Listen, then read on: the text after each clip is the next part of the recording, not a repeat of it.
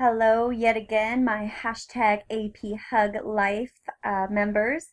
This is Sanchez back, just giving you some more detailed information. In key issue number 3, they mentioned the European Union. And European Union, a regional organization that promises to redefine the meaning of sovereignty, is this organization known as the European Union. All the countries of Europe are deeply affected by the trend toward integration. And again, integration is a process that it promotes states to actually collect or kind of group their sovereignty in order to gain political, economic, and social clout, meaning more power, more influence, so to speak. Integration binds states together because of the common purpose or common policies and shared rules. The organization that began in an effort to revitalize a war-torn Europe after World War II ended. The most immediate need was to repair the nation's broken economies.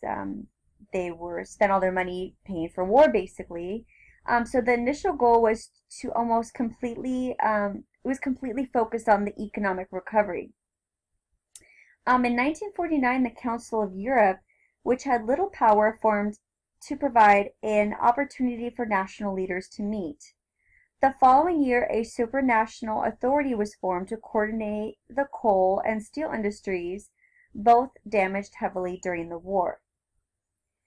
The organization went through several name changes, tried different names out, but it wasn't until 1993 its goals were exclusively economic. A treaty created the modern organization and gave it authority in new areas, including monetary policy, foreign affairs, national security, transportation, environment, obviously a big concern, justice, and tourism. Basically, the treaty established the 3 pillars, or what they call the spheres of authority. The first one was basically focused on trade and economic issues, including economic and monetary union into a single currency, the creation of the European Central Bank. So the single currency that is used over there is called the euro. So the euro is changed. You can use the euro in France, you can use the euro in Germany. It's something that's widespread across the European nations. The second pillar is going to be justice and home affairs, including policy governing asylum, obviously a big hot topic in the news, border crossing with the Syrian refugees issues, immigration, migration, judicial cooperation on crime and terrorism.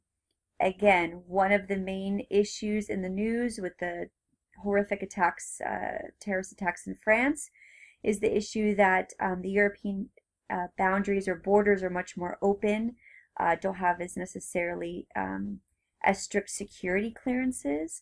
So that's something that, again, we'll have to kind of watch in terms of the policy changes as a result of these recent trends.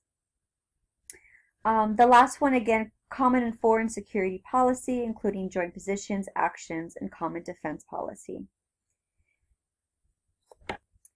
The European Union has made remarkable strides in its accountability to set European monetary policy, or the control of the money supply.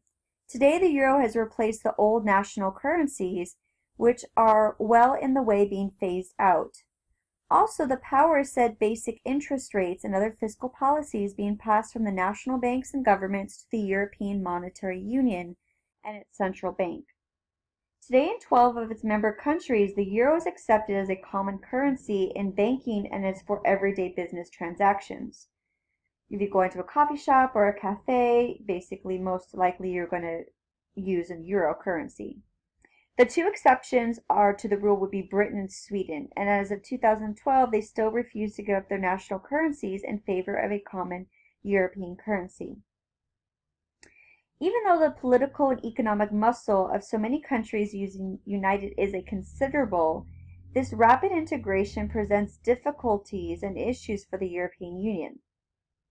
First, the organization issues abound. Structures that work for 6 countries do not necessarily operate smoothly for 27. Secondly, expansion brings in any form of communist countries whose economies were relatively weak at the end of the 20th century. Older member states worry about immigrants from the East will flood their labor markets and strain their economies.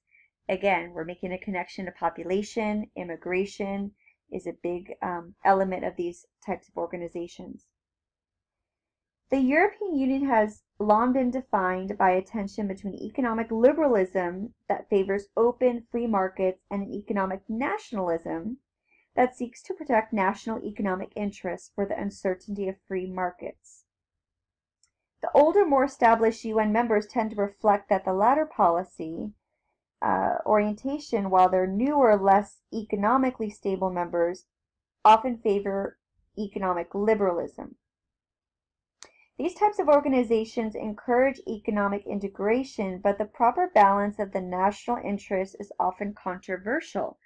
The sovereign debt crisis that began near the collapse of the Greek economy in 2010 illustrates a tough issue, and the arguments have erupted since then strike the heart of old tensions.